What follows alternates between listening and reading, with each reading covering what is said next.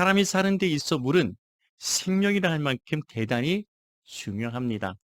그래서 물을 가리켜서 생명수라 말하는 것입니다. 우리가 잘 아는 대로 사람의 몸은 70%가 물로 이루어져 있고 우리가 사는 지구도 70%가 바닷물, 즉 물로 이루어져 있습니다. 사람은 신체의 2%의 물만 부족해도 심한 갈증을 느끼고 5%가 부족하면 혼수 상태에 빠집니다. 12%가 부족하게 되면 생명을 잃을 수가 있다는 것입니다. 그만큼 물이란 곧 우리의 생명과 직결된 것이고 생명수라 부르는 이유인 것입니다.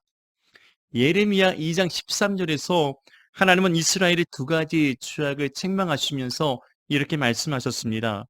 그 첫 번째를 가리켜 생수의 근원 대신 하나님을 버렸다는 것입니다. 내 백성이 두 가지 악을 행하였나니 곧 그들이 생수의 근원되는 나를 버린 것과 스스로 웅덩이를 판 것인데, 이는 곧 생수의 근원 되신 하나님을 버린 것은 그들이 영적 죽음을 스스로 초래한 죄악이라 말씀하는 것입니다. 마실 물이 없으면 사람의 몸이 죽게 되지만 생수의 근원 되신 하나님이 없으면 영적인 죽음, 사망에 이르게 된다는 것입니다. 이스라엘이 하나님을 스스로 버렸으므로 이제 그들은 영적인 죽음에 이르게 되었다는 말씀입니다. 사실 몸은 살아 있어도 죽은 거나 다름없는 것은 생명의 근원 되신 하나님이 그들에게 없기 때문입니다. 그러나 우리는 죽은 것 같으나 살아있는 것은 생명의 근원 되신 하나님께서 내 안에 거하시기 때문인 줄로 믿습니다. 고린도후서 6장 9절 10절에서 이렇게 말씀합니다. 무명한 자 같으나 유명한 자요, 죽은 자 같으나 보라 우리가 살아있고 징계를 받는 자 같으나 죽임을 당하지 아니하고 근심하는 자 같으나 항상 기뻐하고 가난한 자 같으나 많은 사람을 부유하게 하고 아무것도 없는 자 같으나 모든 것을 가진 자로다 말씀합니다. 여러분, 우리는 예수 그리스도 안에서 생명의 근원 되신 하나님과 함께하는 축복된 삶을 살아가고 있습니다. 이 땅의 삶이 아무리 슬프고 괴롭고 만족스럽지 못하다 해도 오직 그리스도 예수 안에서 구원받은 그 놀라운 생명과 은혜를 생각하며 감사하며 주를 위해서 복되게 살아가는 우리 모두가 되기를 바랍니다. 이것이 축복이며 이것이 은혜라는 것입니다. 이것이 진정한 행복입니다. 진정한 행복은 멀리 있지 않습니다. 바로 내 안에 계시는 그리스도 예수 안에 있습니다. 비록 세상의 모든 것을 다 가진 자라도 생명의 근원 되신 예수님을 만나지 못했다면 그는 세상에서 가장 불쌍하고 어리석은 자일 것입니다. 그러나 세상의 좋은 것들을 하나도 가지지 못했다 해도 예수 그리스도 안에서 영원한 생명을 가진 자라면 그는 세상의 그 누구보다 가장 행복하고 축복된 자라 할 것입니다. 함께 읽은 이 본문의 말씀은 엘리야 선지자를 대신해서 이스라엘의 새 지도자가 되었던 엘리사의 첫 번째 사역을 다루고 있습니다. 하나님께서 엘리야를 해오릿바람으로 데리고 가실 때 이를 지켜보던 엘리사에게 성령의 역사가 엘리야보다 갑절로 임하게 되었습니다. 그리고 엘리사가 아직 여리고성에 머물러 있었을 때입니다. 여리고성에는 오래전부터 한 가지 고질적인 문제가 있었는데 바로 그들이 마시고 사용하던 물에 심각한 오염이 있었다는 것입니다. 바로 수질 문제입니다. 19절에 그 성읍 사람들이 엘리사에게 말하되 우리 주인께서 보시는 바와 같이 이 성읍의 위치는 좋으나 물이 나쁨으로 토산이 익지 못하고 떨어지나이다.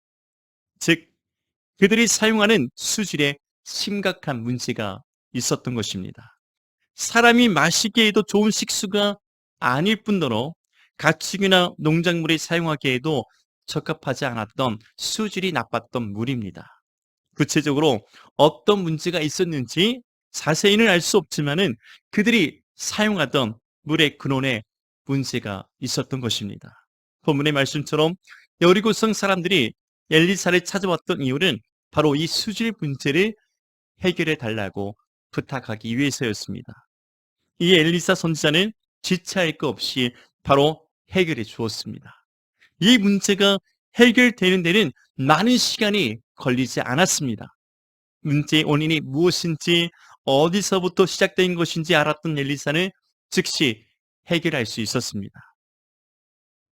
첫째, 문제 해결을 위한 골든타임을 지켜야 합니다.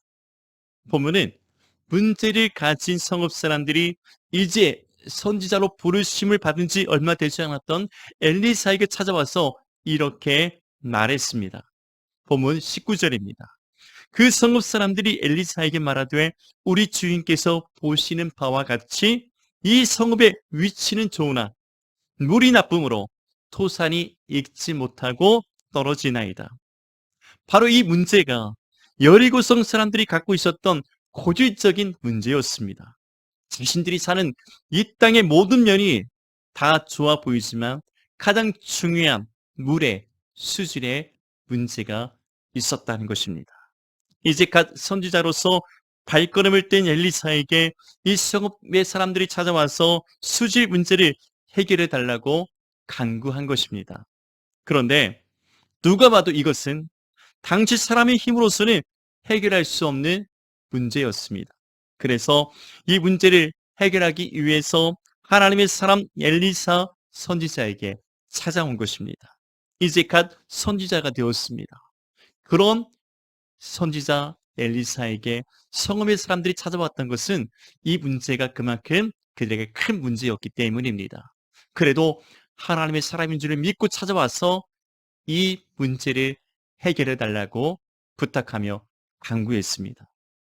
무엇인가 문제 해결을 위해서는 반드시 정확하고 빠른 진단과 처방이 필요합니다.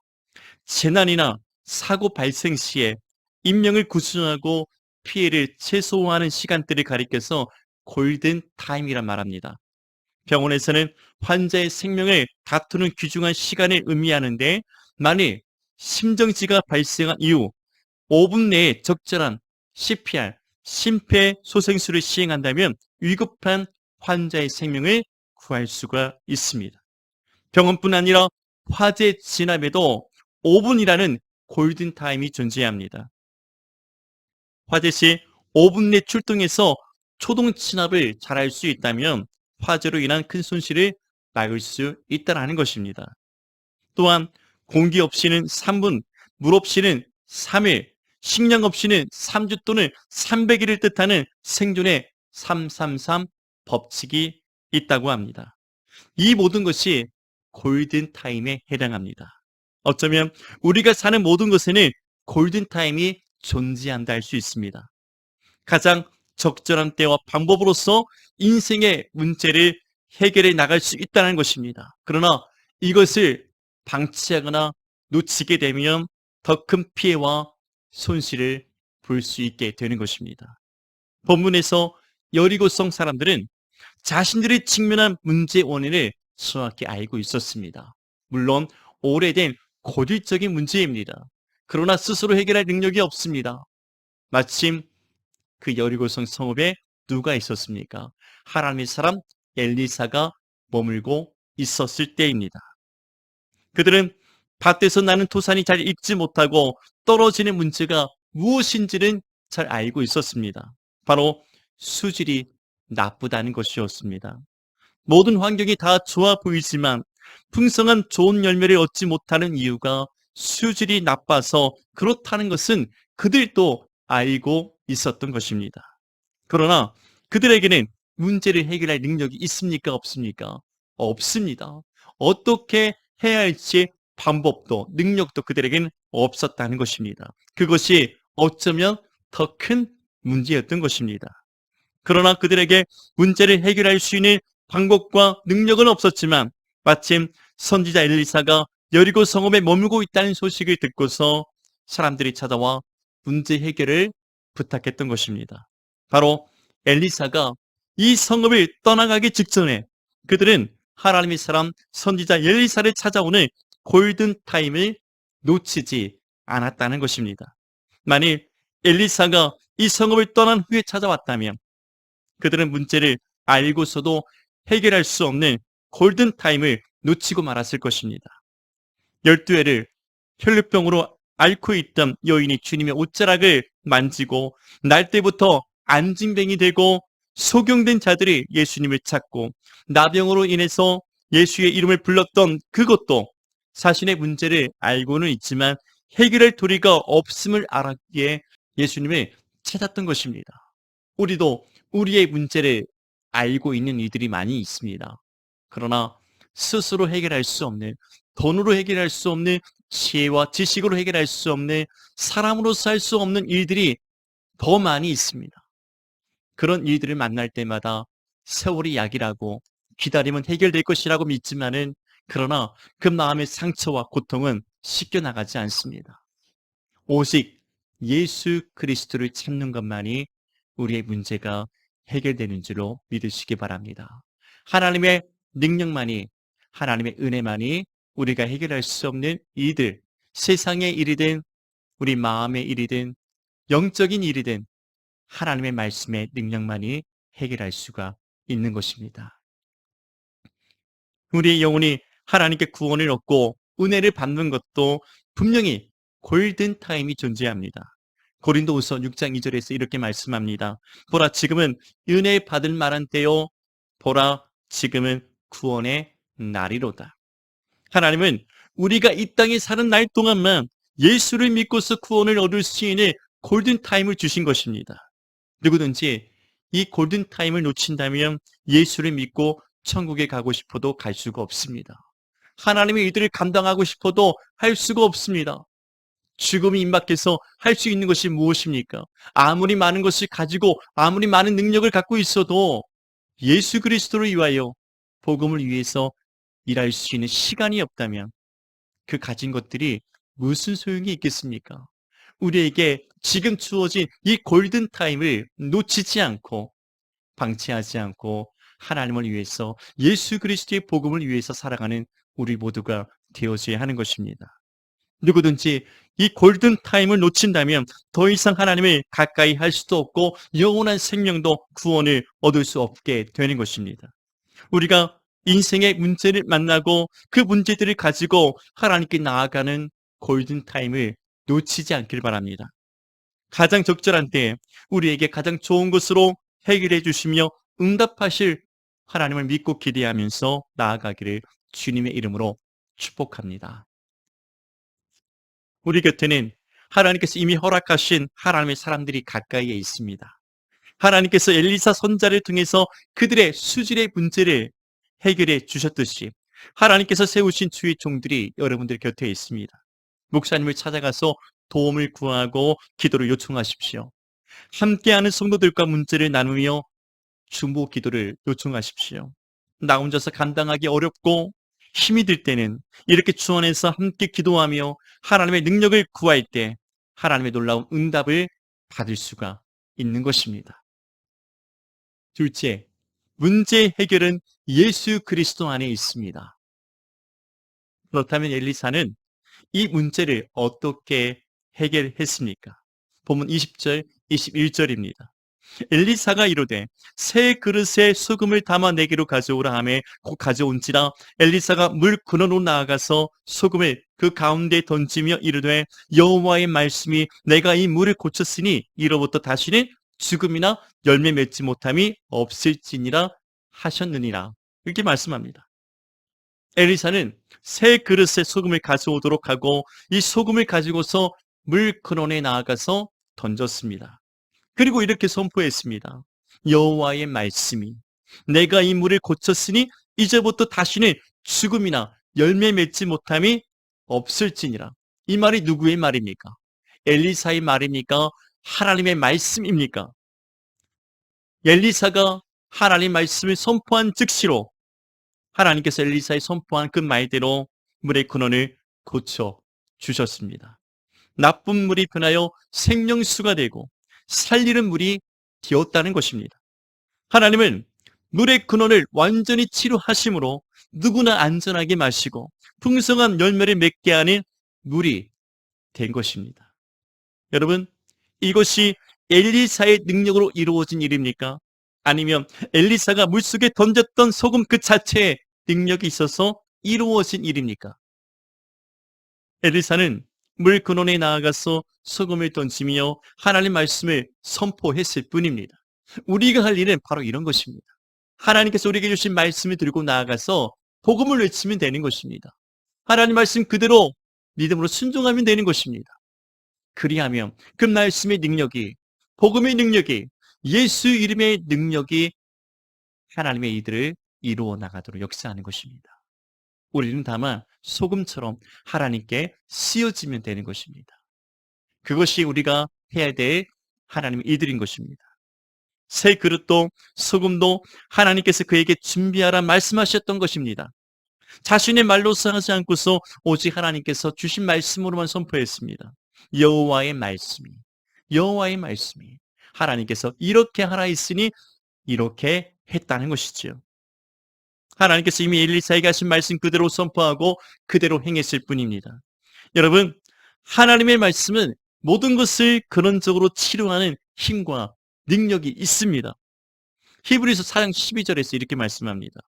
하나님의 말씀은 살아있고 활력이 있어 좌우의 날선 어떤 검보다도 예리하여 혼과 영과 및 관절과 골수를 찔러 쪼개기까지 하며 또 마음의 생각과 뜻을 판단하나니 선포하신 말씀 그대로 하나님이 이루셨습니다. 이미 하나님께서 행하신 일이고 말씀의 능력으로 이루어진 일인 것입니다. 예수의 선지자가 마른 뼈들을 향해서 말씀을 선포하자 생명 없던 마른 뼈들이 일어나서 하나님의 군대를 이루었다는 것입니다. 예수님은 이미 죽은 나사로를 향해서 나사로야 나오라 크게 부르시니 죽었던 나사로가 죽음의 문턱을 넘어서 살아서 걸어서 나왔습니다. 이것이 모든 것의 근원을 치료하고 살리시는 하나님의 능력이요 말씀의 역사인 것입니다. 무엇보다 엘리사가 들고 나갔던 소금은 예수 그리스도를 의미합니다. 예수님은 날 때부터 맹인인 사람의 눈에 침으로 이겨진 진흙을 바르고서 실로암에 가서 씻으라 말씀하시며 깨끗이 낫고 보게 되었습니다. 엘리사가 물의 근원에 던졌던 소금은 모든 생명의 근원 대신 예수님을 가리키는 것입니다. 오직 예수님만이 우리 인생의 모든 문제를 해결하시고 원죄로부터 자유와 용서를 주시며 죽음에서 생명으로 인도하십니다. 주의 성령이 내게 임하셨으니 이는 가난한 자에게 복음을 전하게 하시려고 내게 기름을 부으시고 나를 보내사 포로된 자에게 자유를 눈먼 자에게 다시 보게 함을 전파하며 눌린 자를 자유롭게 하고 주의 은혜의 해를 전파하게 하려 하심이라 하였더라. 바로 이 구원의 사역을 위해서 예수님은 나 같은 죄인들을 찾아오셨습니다. 그리고 이 시간 이곳에 함께 하십니다. 아멘. 모든 문제의 해결은 예수 그리스도 안에 있습니다. 소금 그 자체의 능력이 있었기 때문이 아니라 소금 대신 예수 그리스도의 능력으로 말미암아 물의 근원도 바뀐 것이고 지옥 갈 영혼이 천국에 들어가는 것이며 인생의 문제, 해결할 수 없던 인생의 문제가 해결되어지는 것입니다. 오직 예수 그리스도만이 문제 해결의 근원이 되시는 줄 믿으시기 바랍니다. 모든 문제 해결은 예수 그리스도 안에 있습니다. 우리의 생명도 가정도 교회도 나라와 민족도 우리 주님의 손이 달려있다는 것입니다. 여호와의 손이 짧으냐 우리에게 묻습니다. 하나님의 능력이 부족해서가 아닙니다. 예수 그리스도의 이름의 능력이 없기 때문이 아닙니다. 우리가 문제를 가지고 주님 앞에 나와 구하지 않기 때문입니다. 우리의 모든 생사화복이 우리 주님의 능력에 있음을 믿으시기 바랍니다. 우리가 할 수 있는 최선이란 모든 생명의 근원 대신, 모든 치료의 근원 대신, 모든 용서의 근원 대신, 모든 자유와 생명의 근원 대신 예수 그리스도 안에 있습니다. 문제가 있다면 문제의 원인을 정확히 알아야 합니다. 그러나 중요한 것은 우리가 알아도 우리에게 해결할 능력이 전혀 없더라는 것입니다. 여러분, 가장 적절한 때에 주님을 찾으십시오. 골든타임을 놓치지 마시기 바랍니다. 바로 이 시간이 여러분과 저를 부르시고 나오기를 원하시는 골든타임이라 믿으시기 바랍니다. 그리고 예수 안에 반드시 우리 영적, 우리 인생의 가정의 문제 해결 능력이 있음을 믿으시기 바랍니다. 이와 같은 하나님의 은혜를 누리며 살아가는 우리 모두가 되시기를 주님의 이름으로 축복합니다.